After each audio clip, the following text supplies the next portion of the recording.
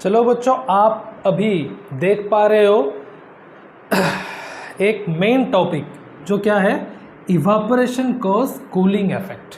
Evaporation cause cooling, ठीक है। ये इस चैप्टर का सबसे तगड़ा और मेन वाला कॉन्सेप्ट है, ठीक है। हाँ, तो ये बहुत सारे जगहों पे आपका यूज़ होता है बच्चों, ठीक है। जैसे कि क्या है, इवापोरेशन कॉज कूलिंग इफेक्ट। कैसे इवापोरेशन होने से कूलिंग इफेक्ट आती है, ठीक है। पहले हम कुछ एग्जाम्पल्स के थ्रू इसको समझेंगे। जैसे कि pond and pool water remain cool even in summer season. देखना, आप कभी किसी पूल या पॉन्ड में समर सीजन में जाना नहाने के लिए, देखना वो वाटर कभी गर्म नहीं होता। देखो, इतना हीट आता है समर सीजन में, इतनी टेम्परेचर होता है, फिर भी वो वाटर कभी कूल नहीं होता है, सॉरी गर्म नहीं होता है, हॉट नहीं होता है। क्यों? ये कभी आपने सोचने की कोशिश किया है?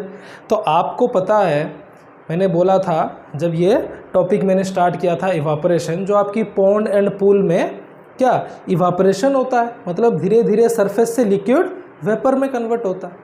इसलिए यहाँ पे क्या कूलिंग इफेक्ट आता है। कौन सी इफेक्ट? Cooling effect. इसलिए आप देखना, कभी भी किसी पॉन्ड, पूल, कैनल, ये सब की वाटर ना गर्म, इवन इफ समर सीजन में भी it will be remain cool, it will be remain cool. क्यों? क्योंकि यहाँ पे इवापोरेशन प्रोसेस चलता है, ठीक है। कैसे ये कूलिंग इफेक्ट देता है मैं बताऊंगा आपको, पहले एग्जांपल्स देख लीजिए। Feeling cooling after sweating. जैसे कि आप स्वेट कर रहे हैं, बहुत सारे पसीना ये हो रहा है, जैसे आपकी पसीना सूख जाएगा ना, आप कितना अच्छा कूलिंग महसूस करोगे, ठीक है। फैन के नीचे जाओगे, पसीना पसीना सारे सूख जाएगा ना, you will feel cool. How?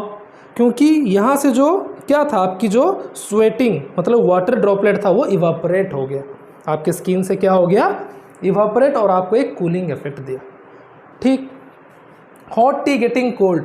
अगर आप टी, चाय को लेके बाहर रख दोगे, कुछ समय बाद ये क्या हो जाता है, ऑटोमेटिक ठंडा हो जाता है, ठीक है। ऑटोमेटिक क्या हो जाता है, ठंडा हो जाता है। ये कैसे? क्यों?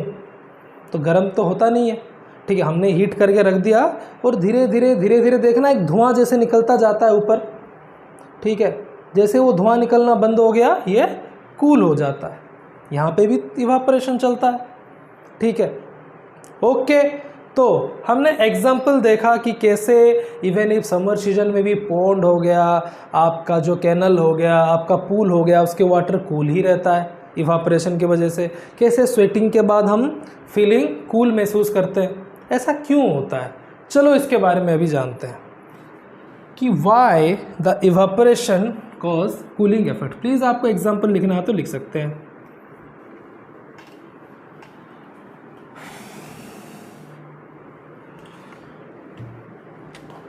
बच्चों देखो, सोचो ये आपका कोई पूल है,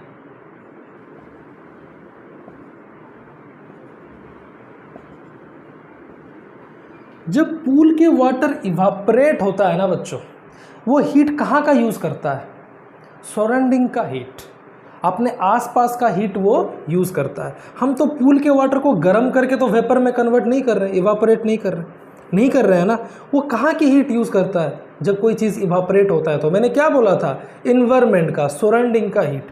अब ये पूल की वाटर को वेपर जब ये बनेगा तो ये कहाँ का हीट यूज़ करेगा, इसकी जो सराउंडिंग मतलब आसपास के हीट को ये क्या करेगा, एब्जॉर्व करेगा, ठीक है। मतलब ये जो पानी के पास जितना भी हीट होगा, या फिर पानी में जितना हीट एनर्जी होगा, या फिर इसके आसपास में जितना भी हीट एनर्जी होगा, उसको वो क्या करेगा बच्चों, एब्जॉर्व करेगा, और इस सरफेस वाला पानी क्या वेपर में कन्वर्ट होगा, मतलब इवापोरेट होगा, ठीक है। तो किसी भी जगह का पानी जब क्या होता है, इवापोरेट होता है, जो सरफेस वाटर इवापोरेट होता है, वो हीट कहाँ से यूज़ करता है, वो हीट यूज़ करता है उसकी आसपास की मतलब सराउंडिंग की हीट, और अपने अंदर की हीट, मतलब ये पानी जो ये वाटर के आसपास जो हीट है उसको वो एब्जॉर्व करके इवापोरेट होता है, ठीक है। हम कोई एक्सटर्नल तो उसको हीट कर नहीं रहे हैं ना।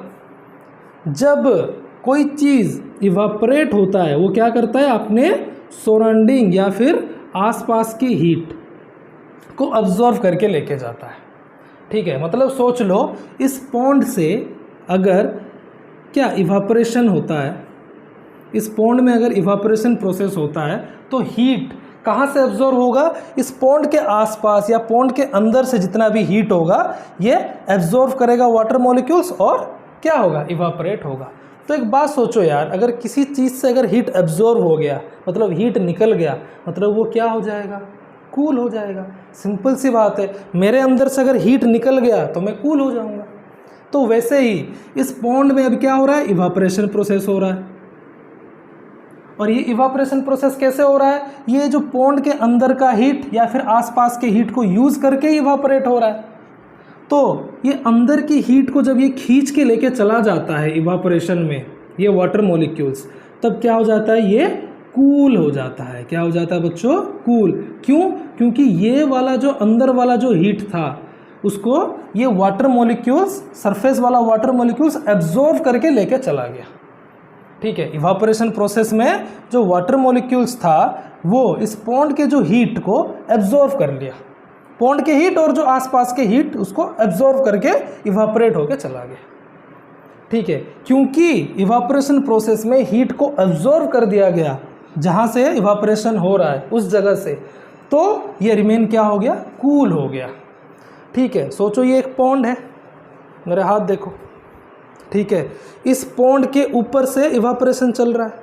तो इवापोरेशन कैसे चल रहा है कि इस पॉन्ड के अंदर वाला हीट को ही खींच के इवापोरेट हो रहा है पानी, आसपास की और अंदर वाला हीट को ही एब्जॉर्व करके पानी इवापोरेट हो रहा है। नहीं तो कैसे होगा भाई, ऐसे ही इवापोरेट होगा।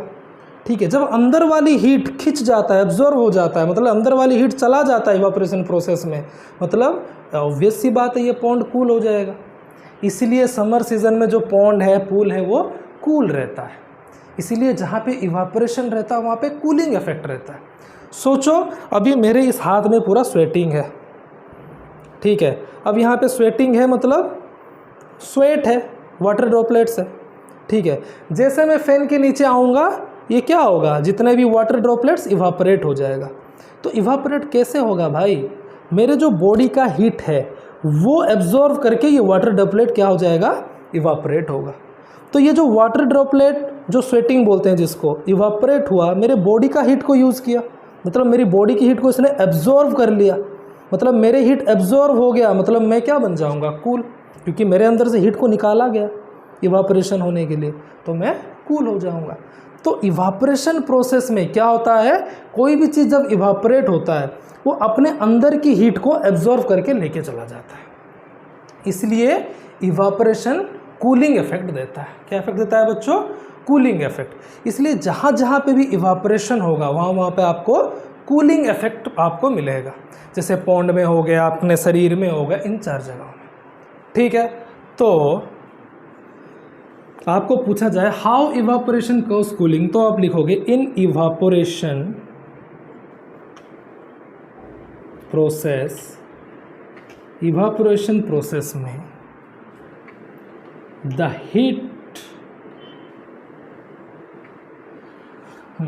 in evaporation process the heat absorbed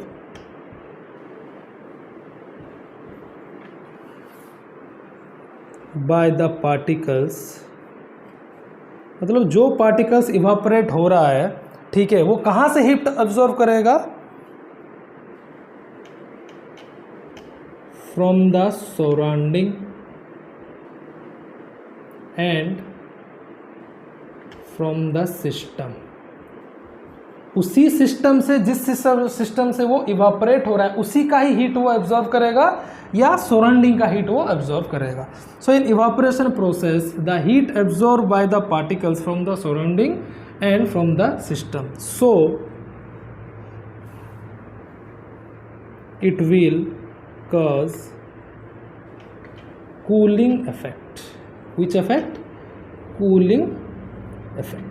ये ही है बच्चों इवापोरेशन कॉज कूलिंग। जहाँ से इवापोरेशन होगा उसी जगह से हीट एब्जॉर्प्शन हो जाएगा।